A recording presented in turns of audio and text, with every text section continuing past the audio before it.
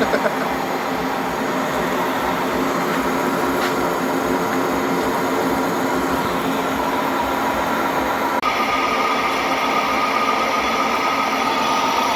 wird nicht weniger. Es nimmt langsam Form an. Ja. Okay. Hochzeit.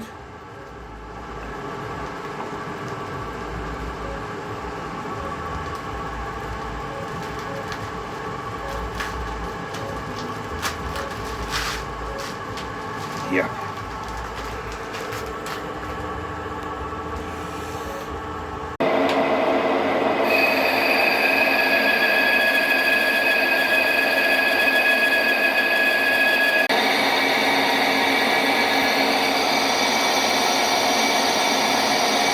Einpassen des Verdichterrades. So, jetzt geht es nur noch darum,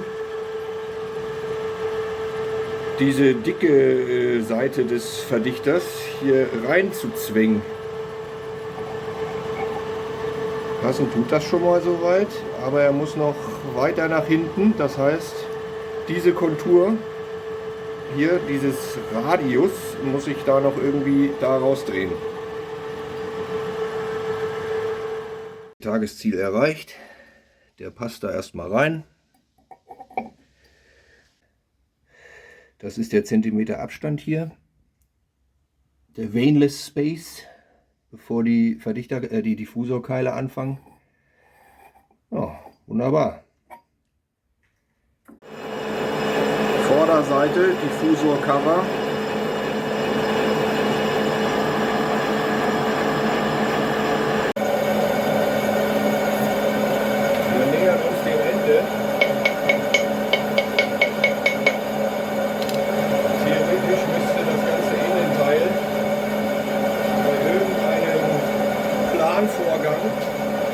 Herausfallen. Ja, theoretisch.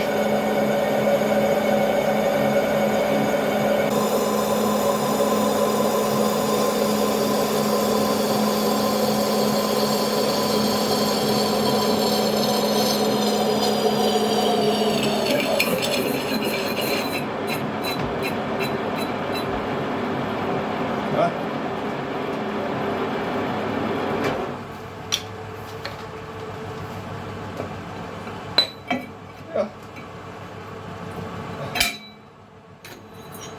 Yeah! Hotti, hotti!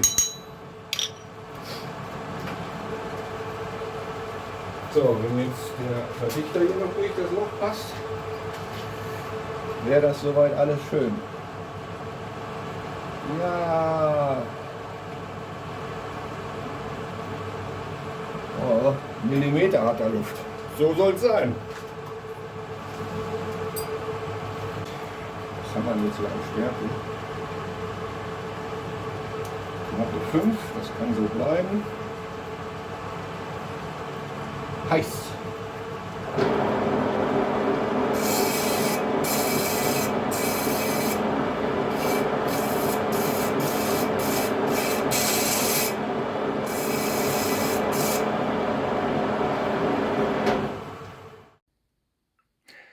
Soweit schon mal die Teile. Das muss ich noch irgendwie hier auf den Diffusor-Rohling übertragen, diese Schablone. Ja, da kommt der Wellentunnel durch.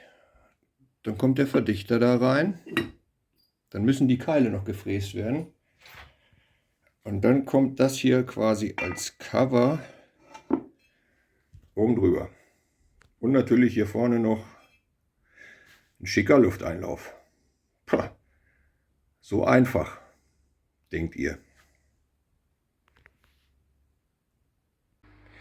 Jetzt kommen wir erstmal 15 Bohrungen für M5er Gewinde, bevor ich dann die Keile anzeichnen werde. Das mache ich diesmal auch mit dem Teileapparat. Das geht wesentlich einfacher. Alles ist markiert. Ich habe hier überall mit dem Nagel mal so kleine Anreißpunkte gesetzt. Wenn ich die jetzt verbinde, dann sollte hoffentlich mein Diffusor in dem richtigen Winkel entstehen. Das probiere ich gleich mal aus. Okay, angezeichnet. Sieht man ein bisschen schwach, aber es geht. Ich sehe es. Ja, hier ist jetzt das simple Setup für die Diffusorkeile zum Fräsen. Einfach hier eine Spanplatte entsprechend ins Futter gespannt. Und dann muss man natürlich die Diffusorplatte so ausrichten, dass jetzt durch diese Bewegung hier entsprechend der Linie, die vorher angezeichnet wurde, das auch abgefahren wird mit der Oberfräse. Ich werde es einfach mal demonstrieren. Dann wird das Ganze mal genullt. So, und dann stelle ich hier einen Millimeter zu und fahre das Ganze hier mal ab.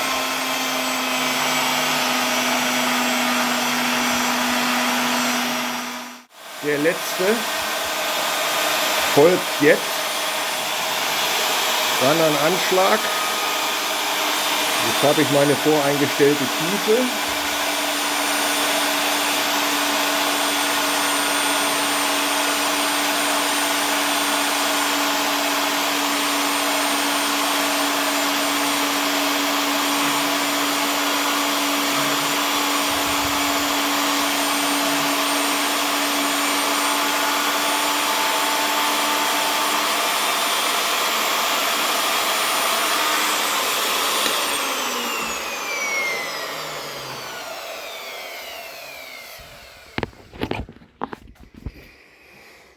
Ja, so sieht das dann aus. Hier in der Mitte habe ich übrigens ja, eine Drehhilfe angebracht.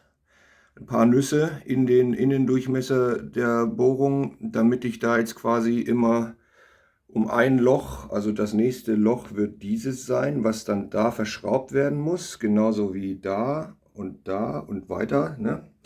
Das muss ja einigermaßen stabil auf der Holzplatte verankert sein, damit das nicht vibriert. Ja, dann drehe ich das mal eine Umdrehung weiter und dann mache ich das Ganze noch circa 25 Mal. Letzter Durchgang.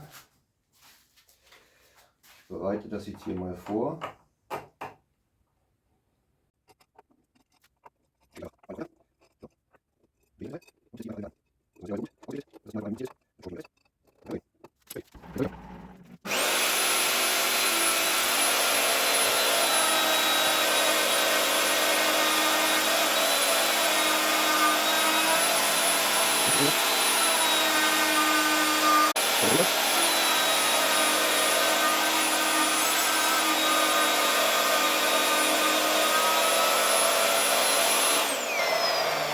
So, das sind ein paar andere Chips hier unten. Jetzt kommen wir mal zu was ich bei vielen Eigenbautriebwerkern sehe, die einen Diffusor auch mit den einfachsten Mitteln herstellen. Und zwar sehe ich dann auch, dass dieser Kanal hier gefräst ist, und zwar so wie ich jetzt, zum Beispiel mit einem 6 mm Schaftfräser. Und die denken dann, dass diese tollen Dreiecke, die entstanden sind, ja, dass die halt eine gewisse Funktion haben. Es sind ja aber nicht diese stehenden Dreiecke, die diese Luft quasi beeinflussen beim Durchströmen, sondern es ist dieser Kanal, der hier entsteht.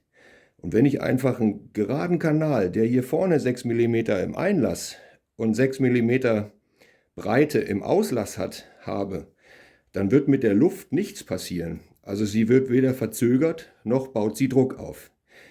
Der Trick ist also, diesen Kanal hier zwischen diesen Keilen so zu gestalten, dass der sich erweitert, was im Prinzip mit diesem Strich, der ja noch nicht gefräst ist, was ich später noch mal ein bisschen genauer zeigen kann, damit entsteht eine Erweiterung des Luftkanals und eine Diffusion der Luft. Also die Luft wird verzögert und baut Druck auf.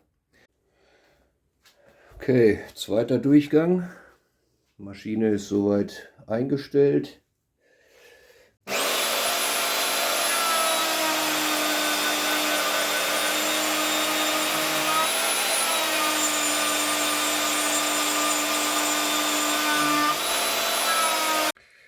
Zum Größenvergleich. Hier ist mal ein Diffusor von der AMT Mercury mit 60 mm Laufrad und ich glaube so ziemlich genau 100 mm Gehäusedurchmesser. Sieht man also mal, was das hier für ein Gerät wird. Das ist Wahnsinn. So, ein letztes Mal umrüsten für den letzten Durchgang.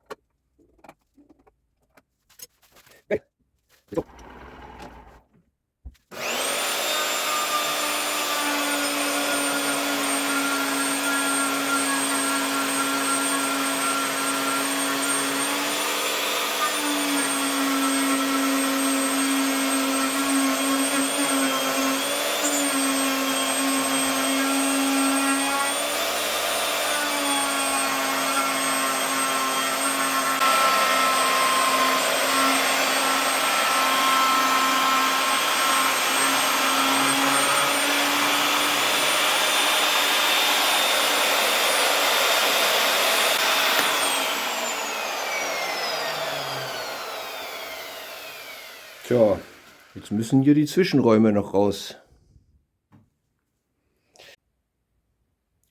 Der Diffusor ist fertig gefräst.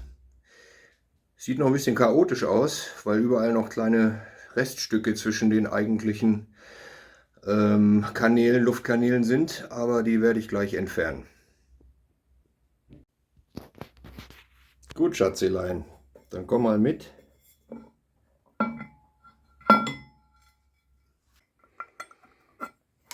Das Ganze muss natürlich noch geschliffen werden. Außen, der durch die Passage muss auch noch gefräst werden. Das ist alles noch lange nicht fertig hier. Aber es wird. Und Gott sei Dank, ich habe mich bei dem Teil hier auch nicht vertan bis jetzt. Aber was nicht ist, kann ja noch werden. Ne? Wenn ich dran denke, diesen riesen Klotz nochmal zerteilen zu müssen. So, guck. Diffusor fertig. Jetzt setze ich hier nochmal das Laufrad ein. Das fällt mir gerade ein. Wo ist denn das hier?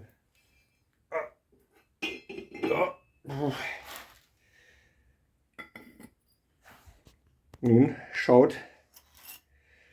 Schön sieht's aus.